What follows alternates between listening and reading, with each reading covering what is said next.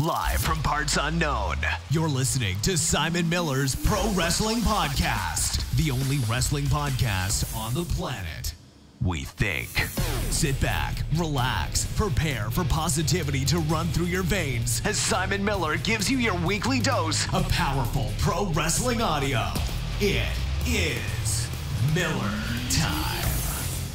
Hello everyone and welcome to Simon Miller's Pro Wrestling Podcast. My name is Simon Miller. This is a pro wrestling podcast and it could be Saturday when you listen to this. Maybe it's Sunday. I don't know. The weeks get away from me and I do my very best to stay on track. But the most important thing is that you're hearing my voice and, you're here. You're here for a lovely little journey. Now, we are going to answer a bunch of questions that people have asked over the last week or so. And I'm also very, very sort of proud and happy to announce that we also have another Patreon member on this week. And it is my man, Emil. Emil, how are you getting on today?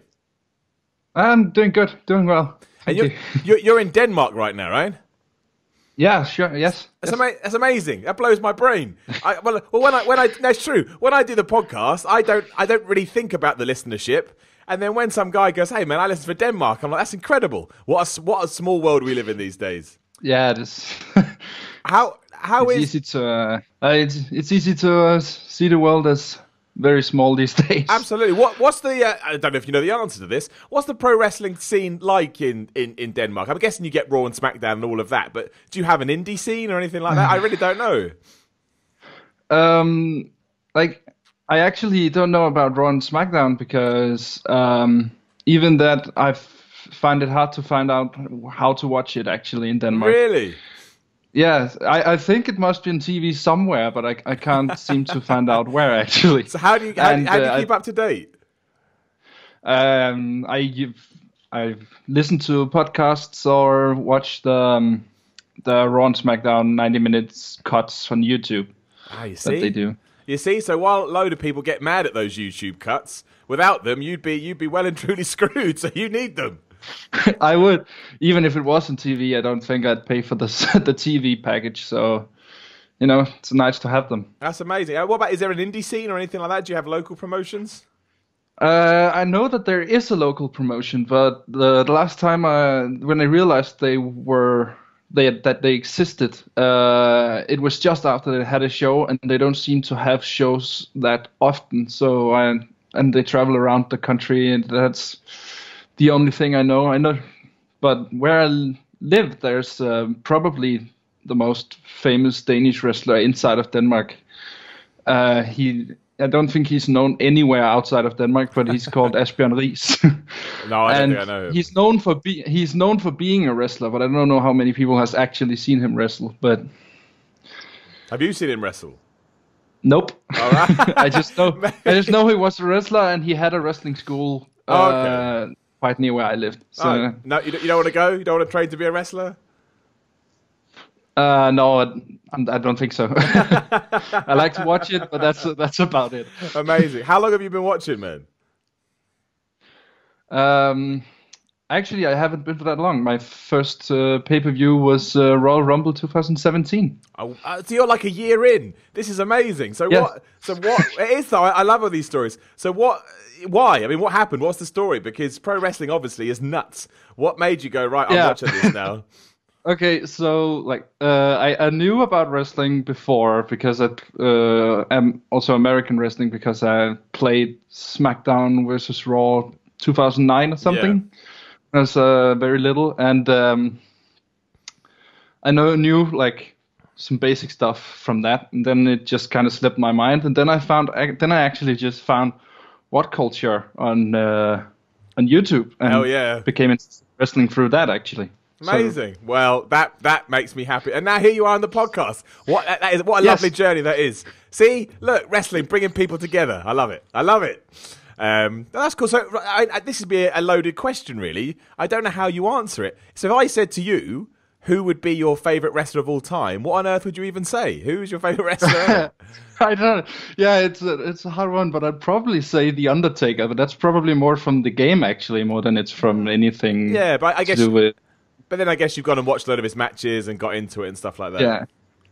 Yeah, definitely. I like his. I like the presentation of him, and that he's survived like a cartoon character into a world where everything has to be real. I think that's quite quite interesting and really cool. Oh, yeah, man. I love it. This is great. Well, but this is really cool because we are going to answer the questions that people have been asking on the Facebook group. That's Simon Miller's Pro Wrestling Podcast. You just search for that in Facebook.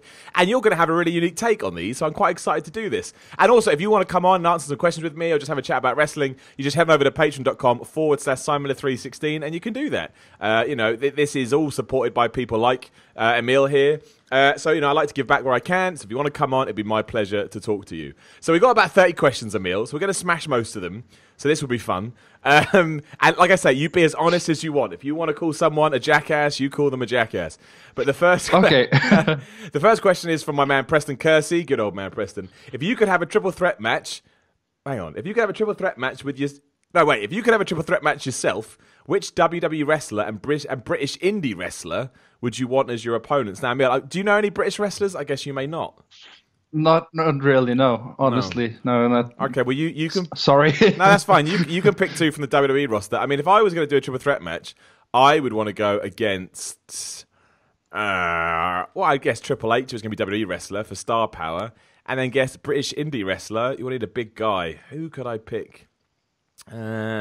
Maybe someone like Rampage Brown. I think it'd be quite good. Rampage Brown versus Triple H versus me.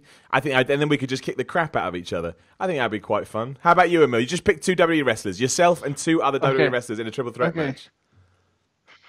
Oh, who should I pick? I think Braun Strowman for one. Nice. Because he's just... it's a way to make the match short, I guess. No.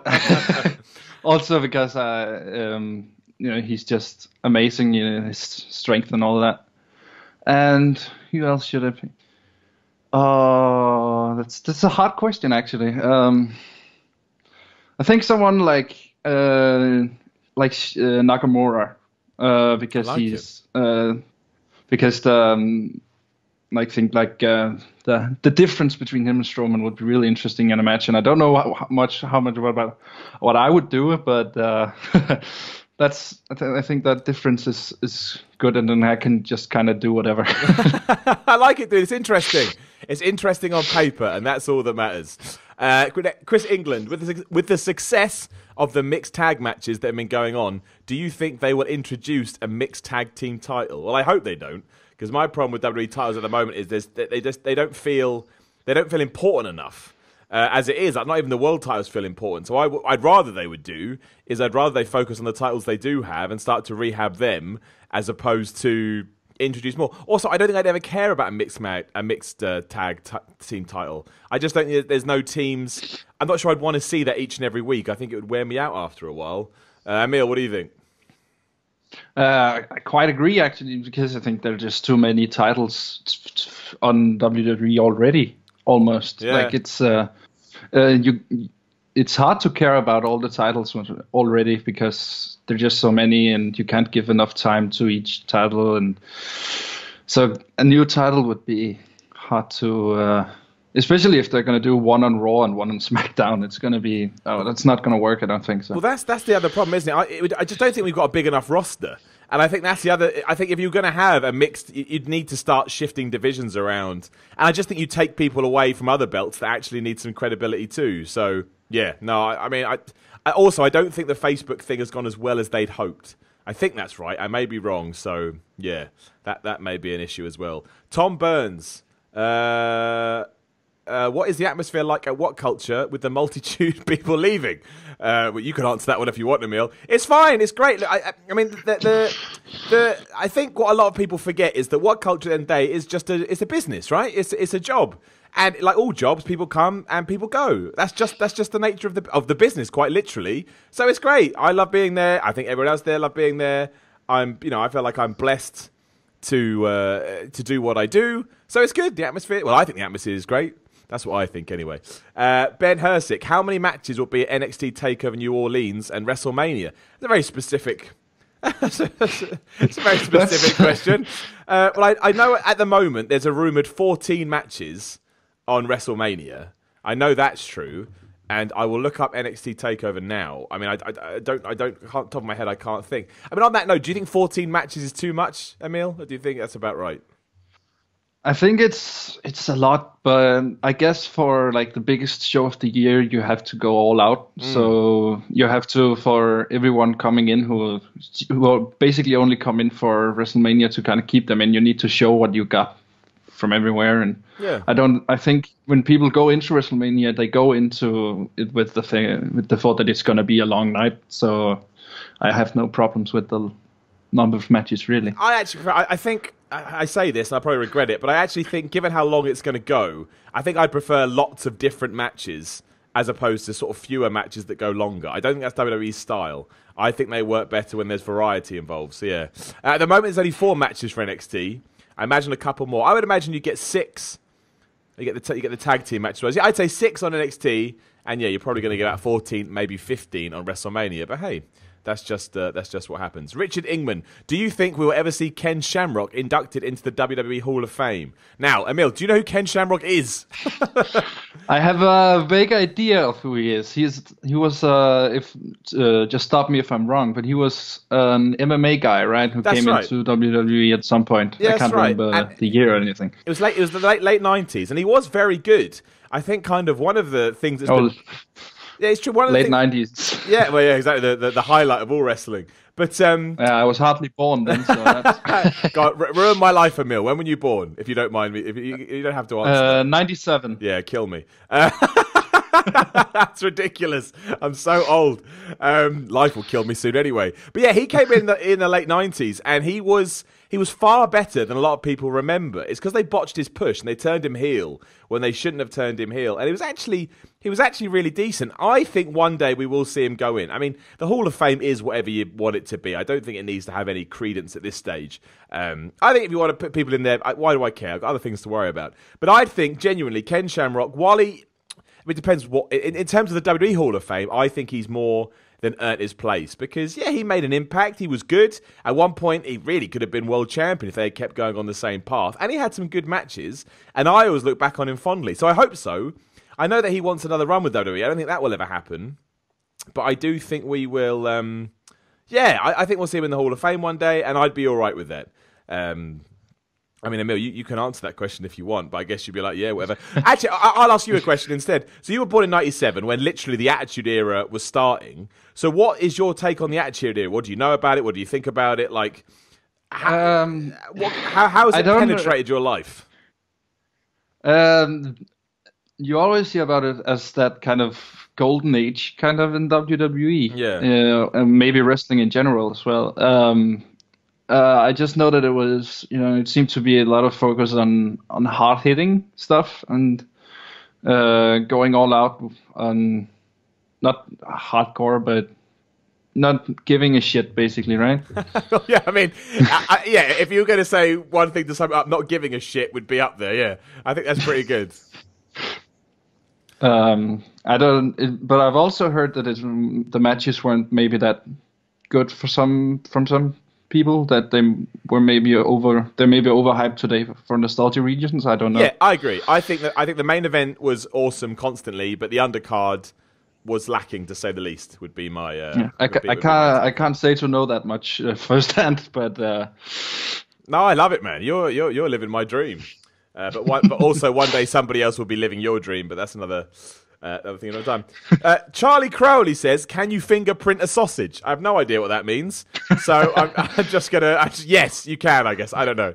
My man Adam Pearson, good dude all round. Hasn't Randy Orton won the US Championship before? He beat Chris Benoit and gave it to Booker T in 2006. Booker said he owed Orton a favour, but nothing came of it unless Booker is in charge of the wellness policy. That is. I don't remember that at all, to be honest. And I know you don't, Emil. In 2006, you didn't. I heard about it recently. I think from a Cultaholic video or something, and it just sounds weird.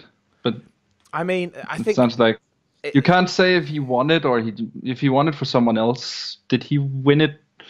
Did he technically hold it? I don't know. But also, WWE loves their own revisionist history. Because in this year's Royal Rumble, which I believed, Michael Cole said it's Jinder Mahal's first Royal Rumble. I was like, okay, brilliant. I'll say that in my video. And that was me being stupid. I usually check facts. I didn't check that one. And he's been in one already. So WWE does enjoy just making it up as they go along. So, although I do like, I mean, I don't necessarily like the matches, but I did enjoy what Randy Orton did on SmackDown. when he said, I don't care about that stupid SmackDown list. I care about this list that I'm now on, and that's the fact that I'm now a Grand Slam champion. I thought that was very good. I enjoyed that immensely. I thought it was a good promo. The list thing was weird. What was that? At one point, I thought it was going to be a weekly thing, and then he just got rid of it. I have no idea. I don't. What's your general opinion on the WWE product at the moment, as someone that's still quite new into it? It's definitely better than it was this time last year. Yeah. I think it's just for the short time I've been watching, it's just become steadily better. Yeah, I think that's fair. So that's, and I think it's quite good right now. I think I think the way they've done John Cena right now has actually been quite good. Yeah, I like it. Up until WrestleMania, and I'm really surprised by that because I didn't like John Cena that much until now, but I really actually I've liked this storyline. Yeah, I think when John Cena's motivated and passionate, he cuts such a good promo. You can't really help but buy into what he's doing. I like him a lot. I've always been a fan of Cena. I think he's pretty consistent. I mean, there's a few blips, obviously, we could talk about, but yeah, I think he's been pretty consistent. I don't think there's anything wrong with that. Where are we? Naden Verbanov. Do you like the idea of the Universal Championship to be a no rematch title? If you lose, you must come from the bottom. Finn didn't get his rematch. Goldberg didn't. I believe Owen had no rematch. I think you're right, Naden. I mean, the problem with what do you call it? The problem with the rematch clause. Yeah, the rematch clause is only there for storyline reasons. That's it. That's the only reason it exists. It's just a way to prolong feuds when they can't come up with a better story idea about what else they want to do. That is the main reason. That's the main reason why it's there. So I don't think they ever would get rid of it, just because that then negates them doing that. But I mean, what do you think about that, Emil? Having a title where there is no rematch clause, basically to tie in to the three champions that haven't been able to win it back. I don't think the rematch clause makes that much logical sense to begin with, really, because when you've lost the championship, surely then you've lost it, and you have to, if you want to get it again, you have to fight back. And I think that makes sense. But I can see why you would have it for storyline reasons, definitely. That is literally the only reason they do it, yeah. Yeah, but it sounds a bit weird, like logically, if it had been a real sport. I don't think that would be there necessarily. No, you're totally right. Like I can't remember when it first came in. I don't know whether it was an NWA thing or a WWE thing, but absolutely the only reason it exists is because that's it, because it's just a way to prolong feuds when you can't come up with a story. So I mean, they could do it, but they'd have to come up with a story for it first and then build that in. I think that would be the important way to do it. But you are right. I mean, I don't believe Kevin Owens did have a rematch for his Universal title because he went straight into his feud with Jericho. So yeah, I mean, I think what would happen with that is somebody backstage would come up with that. They go, oh wait, we've never done this, and then and then they'd have it for 6 months and then probably forget about it, and all of a sudden somebody would get a rematch. You'd be like, oh right, okay, whatever. So yeah, that would be my interpretation of it. And Pearson, again, you get two, Adam, because I like you.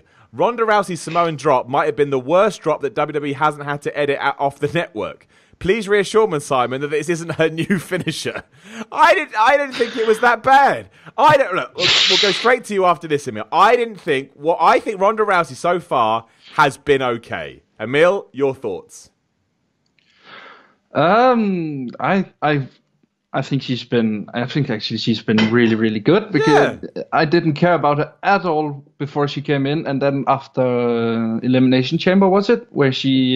Was that where she came in first? Yes, she came in at the end. Yeah. After, yeah, she did. Yes, you're right. Yeah. Royal Rumble, she came in.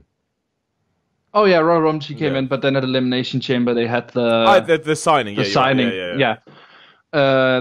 Before that, I didn't care about her at all, because I had never heard about her before WWE had something to do with her, and but now I do definitely think she's doing well.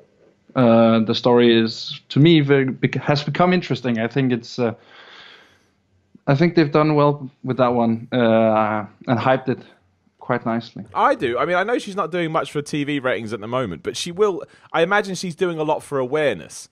And awareness is it's weird. It's one of those things that you don't really see the impact of until it goes along. So we'll have to see what she does at WrestleMania and coming out of WrestleMania. But I will say that I think having Ronda Rousey on board is 100% better than not having Ronda Rousey on board. That would be my... she's quite well known in the States, right? Oh, huge. What's her... what's her sort of fame in Denmark like? Like any MMA fighter that isn't Conor McGregor, virtually unknown. MMA and wrestling just isn't big over here at all. Even Ronda Rousey, because obviously Ronda Rousey got huge in America and everywhere else. Yeah, I've asked a few people around here where they knew her, and I've not heard anyone say they actually knew her. Wow, see, people I know. I'm guessing the national sport is still football, right? Yeah. They've got to be. Are you in the World Cup? I can't remember. Did you get it to the World Cup or not? We got through. We beat Ireland in playoffs. That's right. Right. I remember. Yeah. But the first for WWE's fame over here, they had their first ever house show in Denmark last year. All right. Did you go? No, it was in Copenhagen, which is I didn't really have the funds to go and stuff, but I would have gone if I were closer. Whereabouts are you based in Denmark? In Aalborg, in northern Jutland. How far is that away from Copenhagen? I think the drive is about 4 hours, maybe. Oh, right. Okay, so you're miles away, right? Yeah, that's a long way. I thought you were going to say like 20 minutes or something. No, that's a long way. Oh dear! I've never been to Denmark. I'd like to come to Denmark. If I ever come to Denmark, Emil, I'll let you know. Peter Pritchard. If you had to start a wrestling promotion with 5 WWE wrestlers, who would you choose? Oh boy, this is why I should read these questions beforehand. Well, if we're going with WWE wrestlers, I would take Triple H because again, he's a proper star. Whether you like him or not, he's a proper star. I would take Braun Strowman. I would take AJ Styles. I would probably take Shinsuke Nakamura because not only is he good, but he's got worldwide appeal too. And then finally, I would take Rusev because he's the best person in the world. So there's my 5. Emil, the call is yours. Yeah, I think I don't know. I have an idea that I'd definitely take John Cena, not because he's he's not that well like maybe, but he does have the star appeal just as you had with Triple H. Yeah. And I think I'd also take Shinsuke like you did, because I really like watching him wrestle. That's my only reason. And I'd definitely take Rusev as well, without sounding like I'm just copying your list, but it's because my list was amazing. That's why I had an amazing list. yeah, that's why. That's because he's a brilliant character right now, at least. I think you can give him anything as well, and he'll make it succeed. Yeah. I think that's why he's so important. He can literally take shit and make it work. And he seems like a guy who just enjoys wrestling for the fun of it, and that such a guy can probably make anything work, as you say. I totally agree. And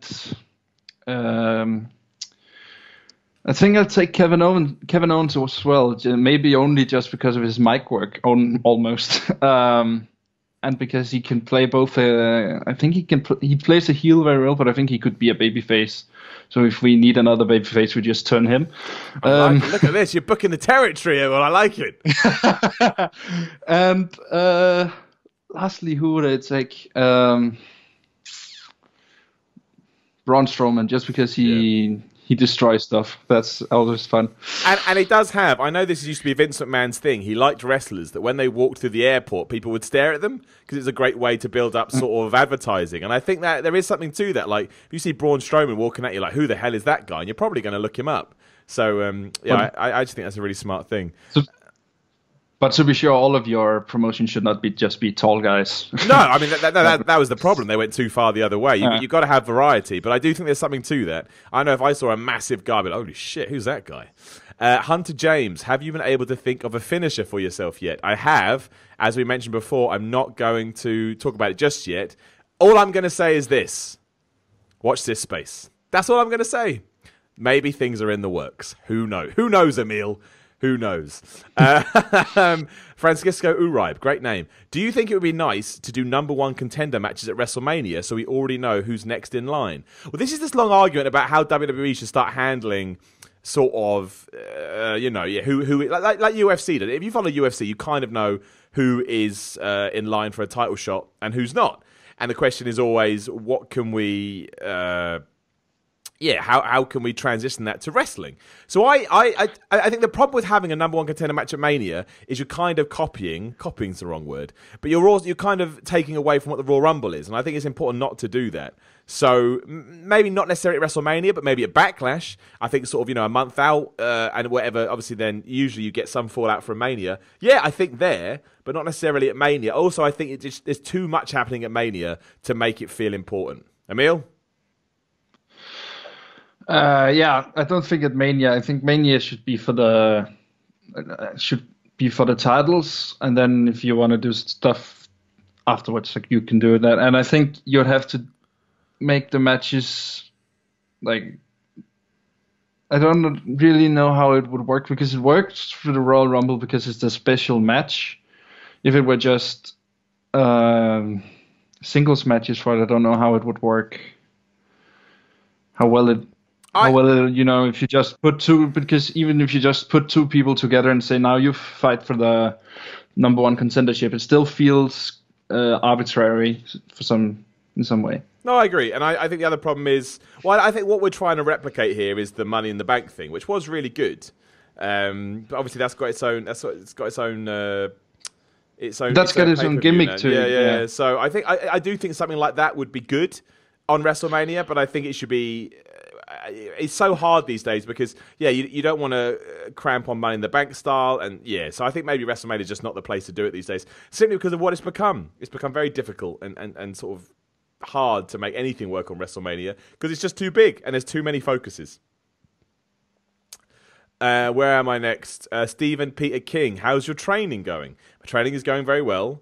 I haven't been in a couple of weeks because I had to go away, as people on the Patreon know. But I will be going this weekend. And again, it's very important that I keep my training up at this time. That's all I'm going to say. We don't need to do that one because it's already been answered. Nick Palmer, who would you move in the draft after WrestleMania? You can start this one, Emil, if you want. You can move, let's say you can move two people from Raw. You can switch four people. So two people go to Raw, two people go to SmackDown. Who do you switch around? I switch. If I choose a tag team, is that two people or? No, that's one. That's one. That's one. Yeah, that's one. So I definitely switch some tag team from SmackDown to Raw because Raw's tag team division is just terrible. You could say it's terrible. It's not. It's terrible. Yeah. So I think switch a tag team from SmackDown, and I think I'd say maybe the Bludgeon Brothers, but maybe that would be because they're. No, actually, I think we would take either the New Day or the Usos because the New Day and the Usos have been fighting so much so that it's, even though the matches are good, we've kind of seen it already. So move one of them over, and then I think take the Revival the other way. It basically to revive them, really, to try and give them a space in SmackDown's division now that they haven't gotten anything on Raw.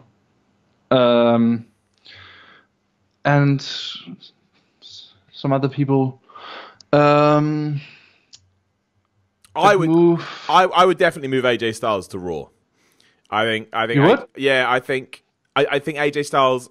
Yeah, it depends on when the draft is, but I think you can have sort of an elongated program with Nakamura. But I think once that program is over, AJ Styles is going to start running out of opponents just because he's been on SmackDown for so long. Yeah. So I would move AJ to Raw, and I'd move Rollins to SmackDown just because I think they're very similar wrestlers, but just by the very nature of them being different people, it's going to make it feel more interesting. I'm basically just going to second that because I agree. Actually, that makes a lot of sense. And the other people I would move is who is boring. Basically, so I would like to move the Miz, but that's ridiculous because they just moved him all the time. So maybe you could move. I mean, potentially Rusev, but you'd probably get even treated even worse on Raw. So maybe I would move. I'm just going through the card in my head. Maybe Kevin Owens or Sami Zayn. I think it'd probably be good to split them up. Maybe move Kevin Owens over to Raw, which means you could put somebody, maybe like The Miz, back on SmackDown. I just think small, just to shake things up and make things feel a bit fresh again. I think that is important. Definitely. Charlie Esparza, what are drop sets help? I think you mean I drop in the gym. That's when if you're doing, so say you're bench pressing 40 kilograms, as soon as you finish, you just take off sort of 10 kilograms and finish off by doing each side 20 kilograms. So you're literally dropping the set. And the wrestling question is, should Nakamura and AJ go on last at Mania if the deal with Brock isn't secured before Mania? Now look, I'm sure we all want AJ Styles versus Nakamura to go on last at WrestleMania. But I could also say with almost 100% certainty, it is not going on at WrestleMania when you're trying to go against not only Roman Reigns and Brock Lesnar, but you also have Triple H and all that kind of stuff. So it's just not going to happen regardless. And I think you'd probably agree with it, right? I can't see it happening. No, but I think maybe it should. I think maybe it should, but it's not going to happen. It's not. I don't see it happening at all. I think it should in the sense it'll probably be the best match of the night. But they just don't see things that way. They see they're a star power led company, so they're either going to put their golden boy on there, that's Roman Reigns, or Ronda Rousey, who's also teaming with Triple H and Stephanie McMahon. I think Roman Reigns and Brock Lesnar will finish. I think they want that visual of Roman Reigns holding the title aloft again. They're dead set on trying to make that work. And I honestly, it wouldn't surprise me. I mean this. I'm not trying to piss anybody off. If Nakamura Styles was the first match of the night, I genuinely think that could be a thing. But it would be a strong opening match, though. It would be great, right? It's like Shane. I think people are too hard on being the first match. The first match doesn't have to be something that people don't want to watch. I don't. For me, if I was on WrestleMania, I'd want to be in the first match or the last match. Because if you're in the first match, you're getting a hot crowd and people are excited. And obviously, in the last match, you're in the main event, which means you're doing very well. I wouldn't want to be thrown in the middle. I want to be first or last. Yes. Definitely. Jose Martinez, how long do you think Braun Strowman has until he becomes another guy people used to like, but the booking ruined like Dolph Ziggler and Bray Wyatt? Here's the thing. Braun Strowman is so big, that company will protect him until the cows come home. So I don't think it's going to happen. I think he's going to have an awesome 2018. I think he's going to win the title in 2019. And I think he's going to be one of their biggest people for ages. And he's going to be protected like John Cena and all that lot. And therefore, he'll always be super over. That's my thoughts on it. Emil? Yeah. It's hard to say, but I think that it will... He seems like a guy that the company wants to protect, definitely. And then I agree with you mostly on this one. Yeah. I just... It'll never be like Dolph Ziggler or Bray Wyatt. Oh, Bray... I don't think so. What's your opinions on Bray Wyatt, Emil? Talk to me about Bray Wyatt. Because obviously you're relatively new, so you may not have seen him when he was good. I saw him at WrestleMania last year. That was when he had the match with Randy Orton, right? Awful. Oh, that was... I think Wrestling Observer named it the worst match of the year or something. They did. And they're right. It was. It wasn't good. But I seem to have a memory of him, have some kind of memory of him being good, but I don't know if that's just because the time where I just watched What Culture and I've heard mention of him being good, or if I actually saw him.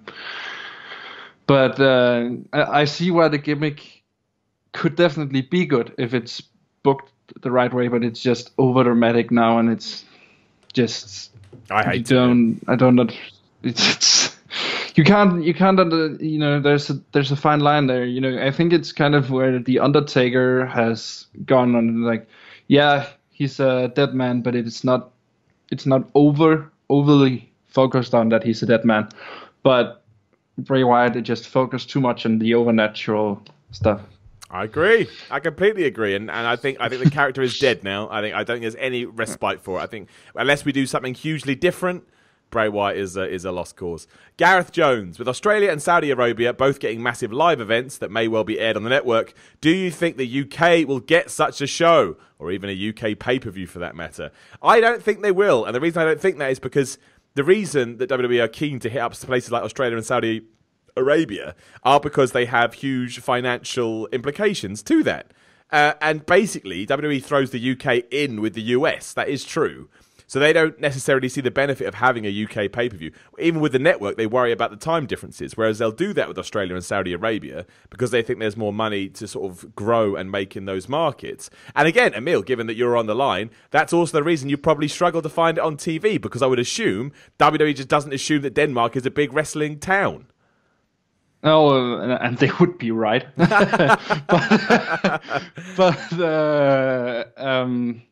It's...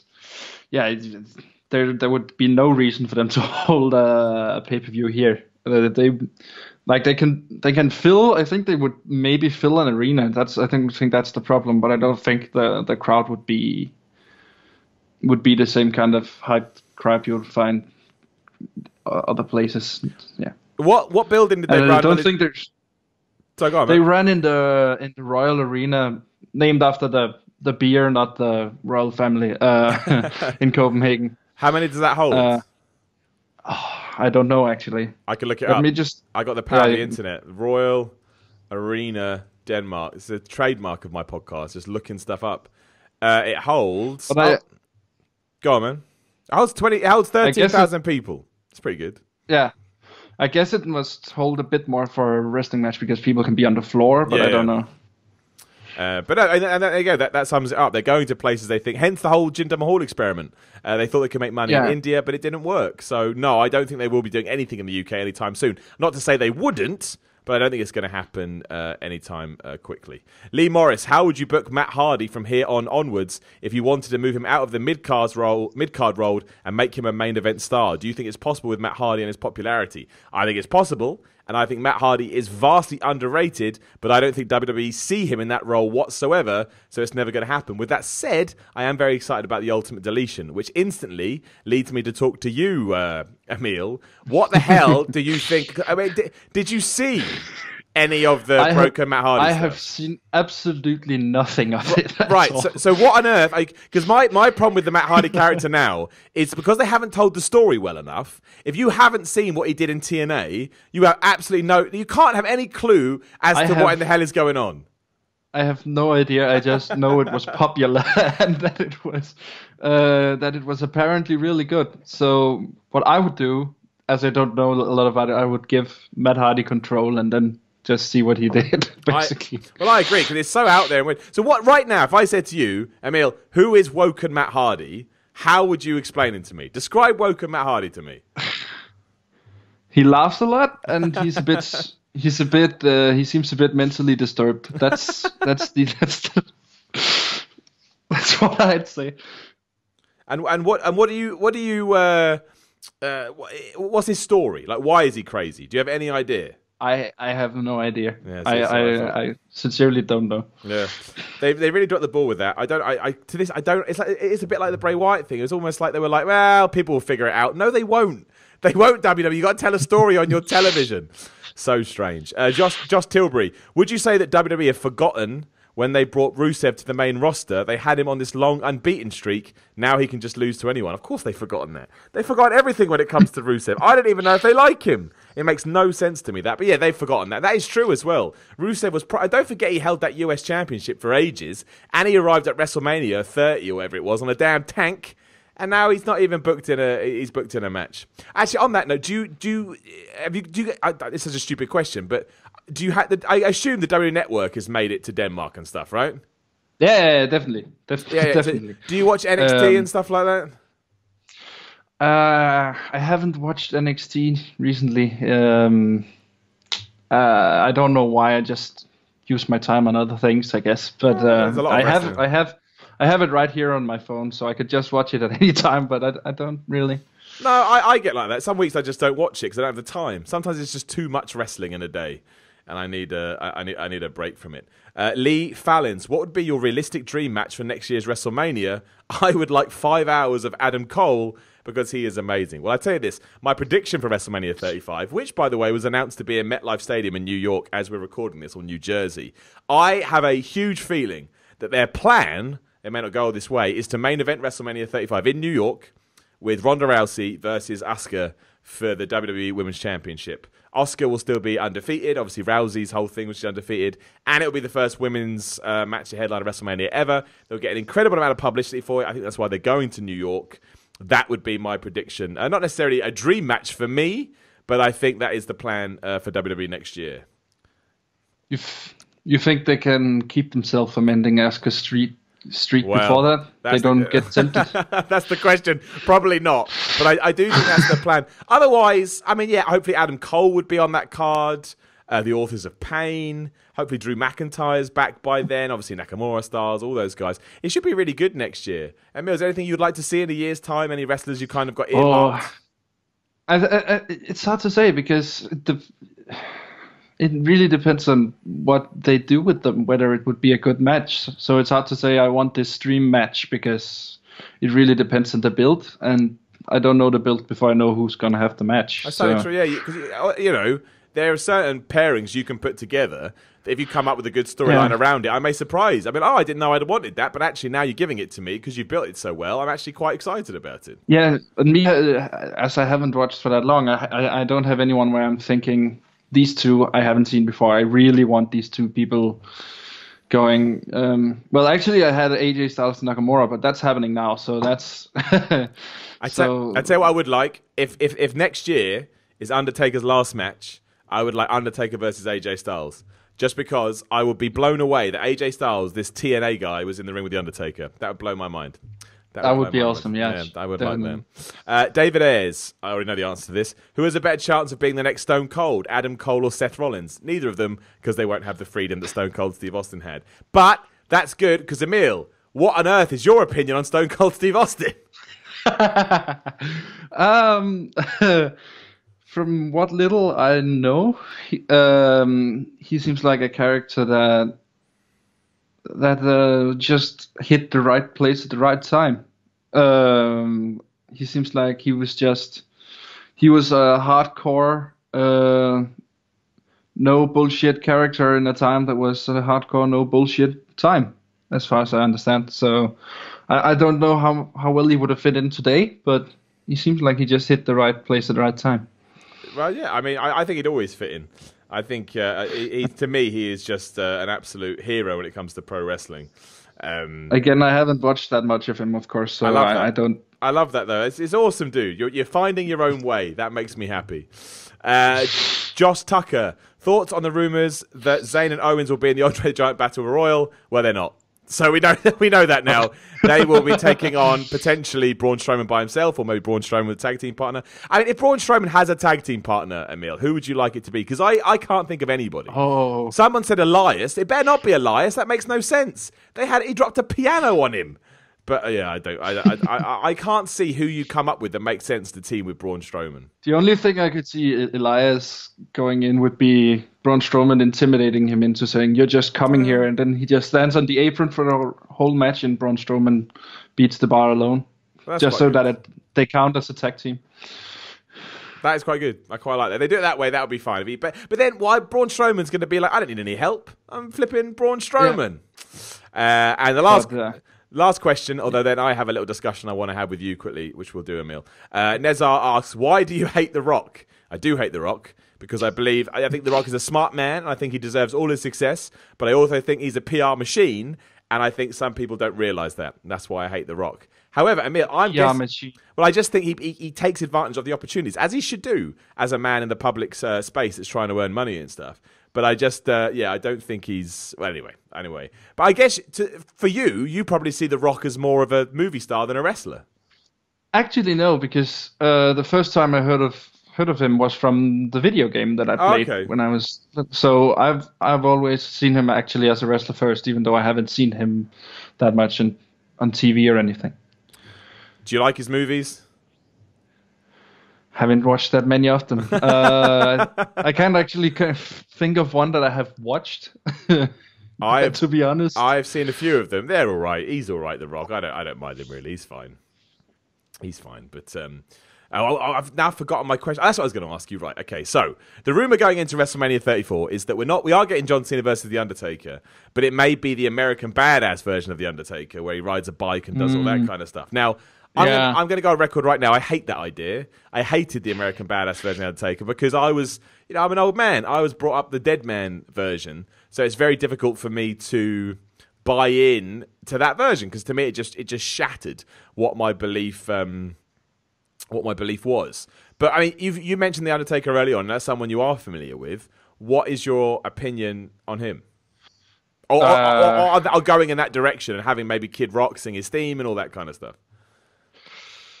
I think I would want to see him in that Dead Man gimmick because he had, you can argue whether the American Badass gimmick was good or bad or whatever. I don't know much about that, but I know that it would be a bit weird. Then he's gone back to the Dead Man gimmick, and then he suddenly comes out as the American Badass.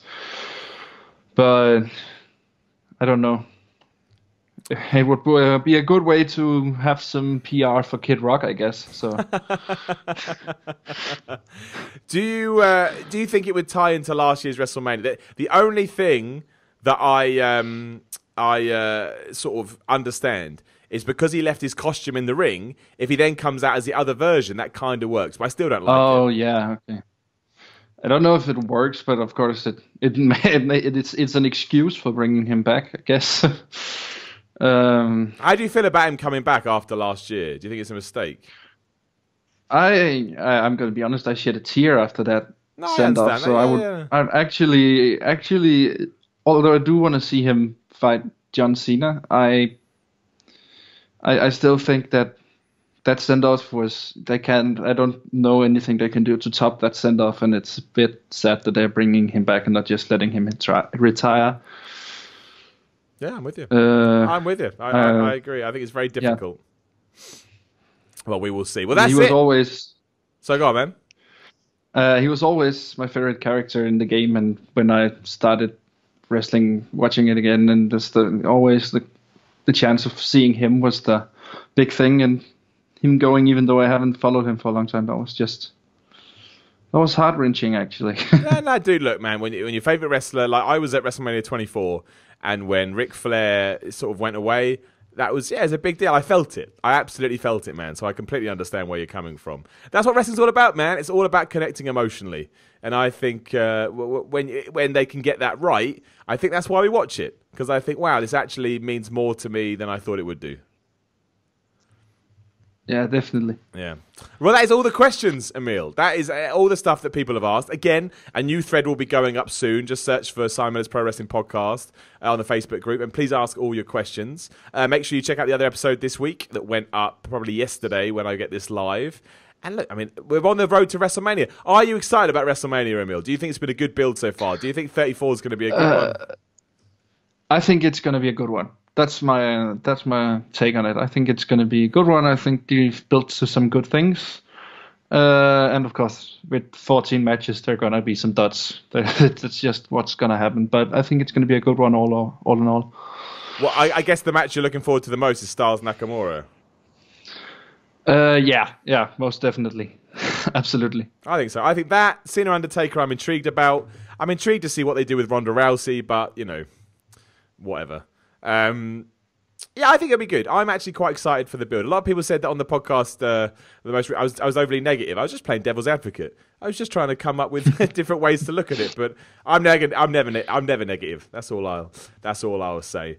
Is there anything else you want to throw out there into the pro wrestling sphere before we move on to different things? No, I think it's fine. Oh, you've done it. Good. I'm glad. That means that we ticked all the boxes. I'll take that. Awesome. Well, Emil, I want to thank you very much for joining me today. Thank you very much for answering all the questions for me. And, of course, thank you very much for supporting me as much as you do. It means the world. No problem. I appreciate it. And also, keep in touch because you've got a very unique on wrestling, and I love that. I love to know what people are thinking. But if you're out there and you want to come on, again, it's patreon.com/Simon316. Actually, I said this the other day. I am on Twitter at Simon316, but I'm taking a bit of a social media break, and it may be the best thing I've ever done in my life. But we will see. We will see what happens with that. Still, I am there. Mention the Facebook group, youtube.com/The Middle Report Rules. If you would like to watch this on YouTube, you can do that. Rock React, search for that on YouTube. A new reaction channel I'm doing with my mate John Denton. And yeah, I think that's everything. Emil, thank you very much again. Thank you. And yeah, we will be back next week.